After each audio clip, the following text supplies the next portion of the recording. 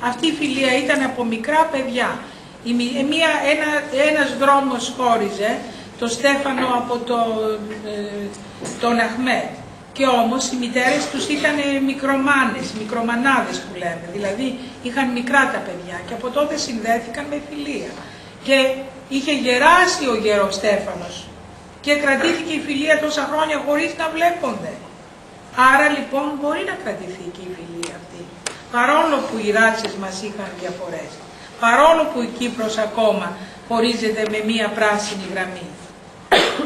Όμως αυτά τα κάνουν οι μεγάλοι, δηλαδή οι πολιτικοί, οι πρωθυπουργοί, οι υπουργοί και όλα αυτά. Τώρα θα μου πεις, ξεχνάμε την ιστορία, μπορούμε να ξεχάσουμε την ιστορία.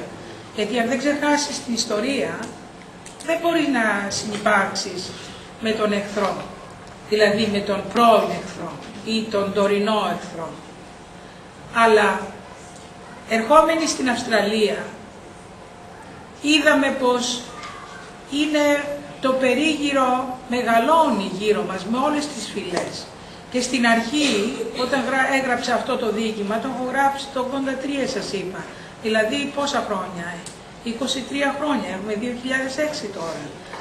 Είχα πιστέψει, τότε δεν είχαμε αυτές τις ανομαλίες με την τρομοκρατία που έπεσε τα τελευταία χρόνια επάνω μας. Νόμιζα πως μπορεί να ξεκινήσει η ειρήνη και η συνύπαρξη των λαών από την ίδια την Αυστραλία. Το είχα πιστέψει αυτό. Θα μου πεις, ίσως έπεσα έξω.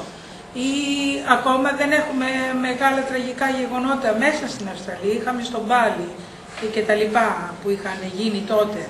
Αλλά είχα πιστέψει κι εγώ, ίσως ουτοπικά, πως μπορεί να δώσουμε το καλό παράδειγμα όλες οι φυλές μονιασμένες, να μεγαλώσουμε τα παιδιά μας μαζί, γιατί όταν υπάρχει ειρήνη, υπάρχει ευτυχία στη γη.